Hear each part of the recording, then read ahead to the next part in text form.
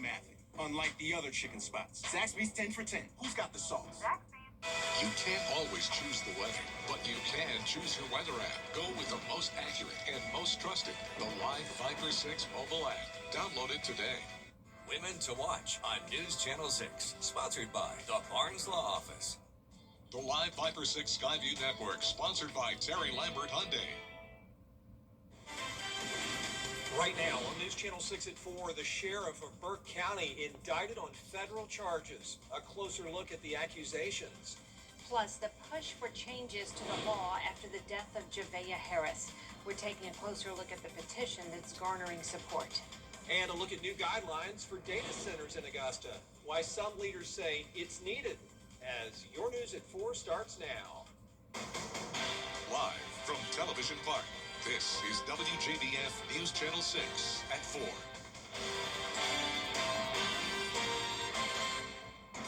Good afternoon, everybody. I'm Brad Means. And I'm Jenny Montgomery. Thanks so much for joining us. Coverage you can count on begins with breaking news out of Burke County. Sheriff Alfonso Williams is facing federal charges. Michaela Davis is live in Waynesboro tonight with the story. Michaela. Absolutely. Sheriff Williams is facing a total of 6 charges after an indictment handed down today by a federal grand jury. 5 counts of extortion and 1 count of transferring a firearm to a convicted felon. Now, here's what we know so far. The indictment alleges that Sheriff Williams took money in exchange for dismissing DUI charges for 5 people over 9-month span. That's from 2021 to 2022. It also accuses him of providing that firearm to a convicted felon in January of 2023. Now, if convicted, each extortion charge carries up to 20 years in prison, while firearm conviction could bring 15 years behind bars. There's no parole in the federal court system. The case is being handed to the U.S. Attorney's Office for the Southern District of Georgia. A spokesperson says Sheriff Williams will be provided a court date and a summons to appear voluntarily for arraignment. Now, I can tell you all, there is a Burke County Commission meeting tonight, and I know that this is going to be a hot topic. We'll be there, and we'll definitely keep you all updated with this indictment situation. In Burke County, WJBF News Channel 6, Michaela Davis. Michaela, thanks. We now know the name of a person found dead in Bamberg County, South Carolina. A body that was discovered July 8th on the train tracks in Denmark. The Bamberg County Coroner's Office says it's Bruce Staley. His family says the 61-year-old was last seen June 19th after he wandered away from his home on Maple Street. We told you they were looking for him. Such a sad ending to that search. A search that involves several law enforcement agencies, including SLED and the Denmark Police Department. They're working right now to find out just what happened. An Aiken lawmaker says 4-year-old Javea Harris's death exposed gaps in the child protection system. And now Representative Melissa Remus is working on Javea's law. Our Aiken Bureau Chief Sean Cabbage-Stalk reports. As Javea's memorial grows, Remus says her goal is to make sure no other child falls through the cracks. Remus says Javea's law will strengthen the response when a child's safety is in question. The proposal will improve coordination between DSS and law enforcement, especially when families move between counties. The goal, making sure warning signs are not missed. You know, the reports that are made, the follow-up, are the caseworkers following up to make sure the child is safe. And if there's not, or the parents are missing and you can't find them, or they've moved, law enforcement needs to be notified, and then law enforcement needs to follow up on every single case. We can't just assume everything's okay. Remus says Javea's law is still being drafted with input from DSS, law enforcement, and the community before lawmakers return in January. In Aiken, I'm Aiken Bureau Chief Sean Cabbage-Stalk, WJBF News Channel 6. It is time now for a first check of the weather. Let's check in with meteorologist Miller. This high-speed trains could connect you to Atlanta, Savannah, and other Georgia cities. Now the Georgia Department of Transportation wants your input. They're doing studies to find out which high-speed rail routes make the most sense. One plan would connect Atlanta to Savannah with stops in Augusta, Macon, Milledgeville, Statesboro, and Athens. This $30 billion investment offers high-speed rail across several states, including Georgia and South Carolina. The public comment period started last week. It runs through August 6th. We have a link on our website, WJBF.com. The city of Grovetown will maintain the millage rate at 6.948 mils. That decision made in a vote last night. 3 required public hearings were held because property values increased, and the state of Georgia classifies it as a 2.22% tax increase over the rollback rate. The Nike EYBL Peach Jam is underway in North Augusta. It's being hosted at the Riverview Park Activity Center. The event is a national amateur basketball recruiting showcase for some of the best high school student athletes. Teams warmed up today before tip-off. Thousands of players, coaches, and fans are in town, and that spells a big economic impact for the area. I mean, this event is the second largest sporting event after the Masters, and that's huge for our community, right? And not only is it just a one-time thing, this event has been coming back here for 30 years. So it's all that new visitor money, I'd say, that is really important for us locally. Our community is the hub for elite youth basketball. That's huge. The tournament runs through Sunday, July 19th. Before we go to break, a live look now at the NASCAR Speedway in North Wilkesboro, North Carolina, where the action is headed this weekend. It's the 4th year that the All-Star race will be held at the 79-year-old track. The winner of this race earns an automatic spot in the Cup Series playoffs. The World Cup is not over yet, but planning is underway for the 2028 Olympics in Los Angeles. Coming up, a preview of the games with a 5-time Olympic medalist. Next, E.T., the cast of...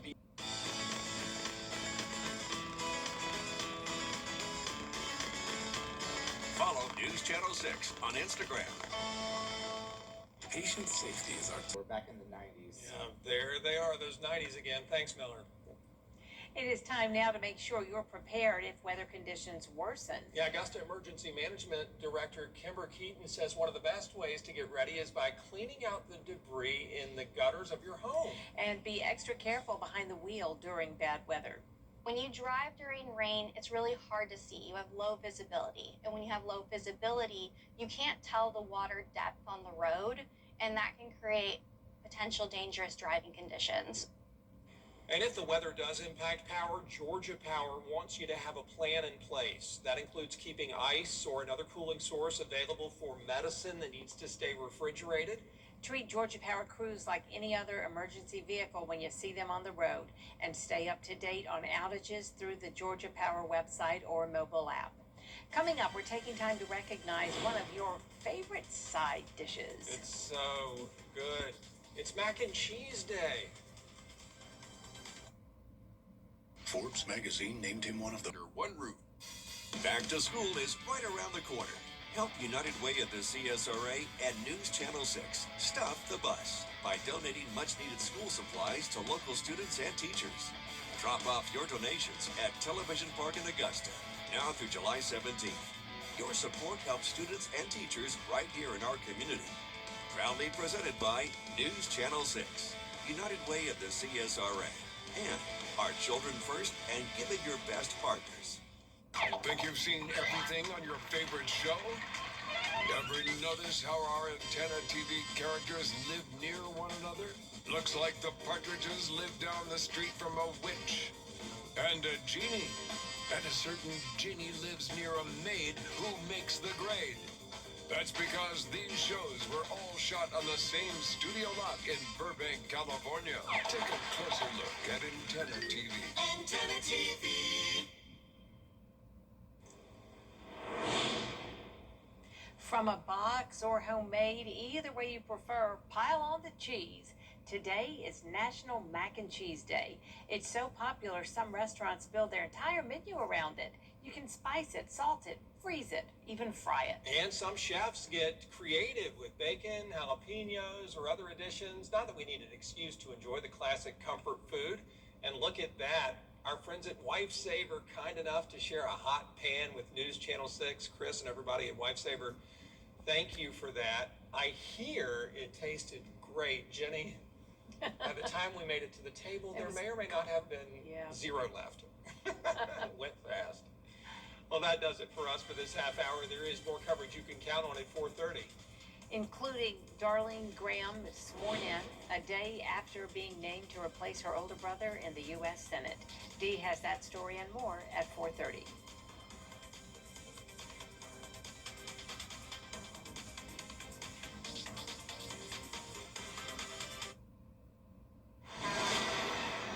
If one of these bad boys crashes into you, their insurance company is going to try to settle with you quickly, but for a lot less.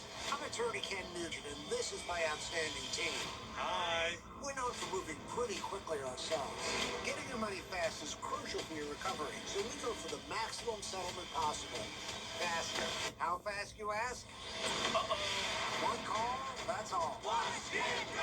Call Ken.com. It's payback time. WJBF and our partners continue to champion local families through our Children First campaign.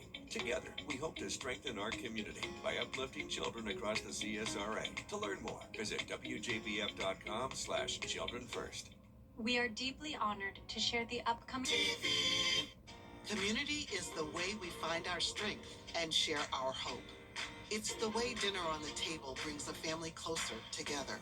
It's the way we make sure his first chapter book is the first step on his path to greatness.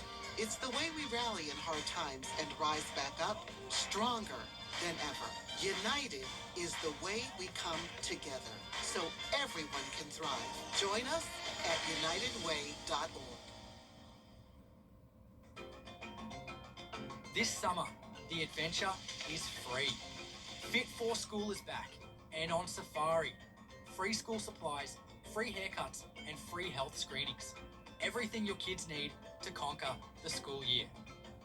Join us July 18th, 10 to 1 at the Aiken County Family Y in Graniteville. It's wild, it's free, and you don't want to miss it. Visit fit4schoolaiken.com for more info. The Live Viper 6 Skyview Network, sponsored by Terry Lambert Hyundai. A U.S. official confirms a new round of airstrikes targeting. Plus, the White House celebrates new inflation numbers. Parasitic intestinal infection linked to produce spreads to more of the country, and what this means for the state of Georgia. Your news at 4:30 starts now. Live from Television Park, this is WJBF News Channel 6 at 4:30.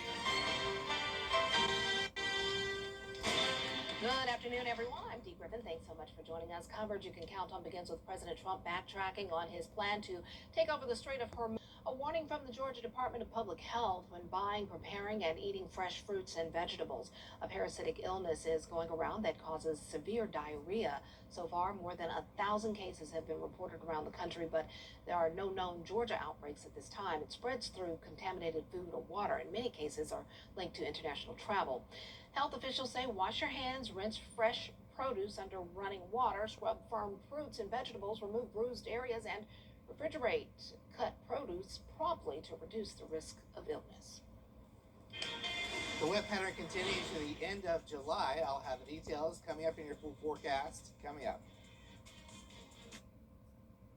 Keep up with the weather in your hometown with the Live Viper 6 Neighborhood Network. The advanced power of Tempest weather stations allows us to give you real-time hyper-local data. From your hometown throughout the entire CSRA. Here's your current temperature is powered by Tempest. Most of us in the CSRA in the 90s, but as we zoom into Screven County, Count on the Live Viper 6 Neighborhood Network, powered by Tempest, sponsored by Coleman Services. One name, two trades, no worries. South Carolina is seeing fewer fentanyl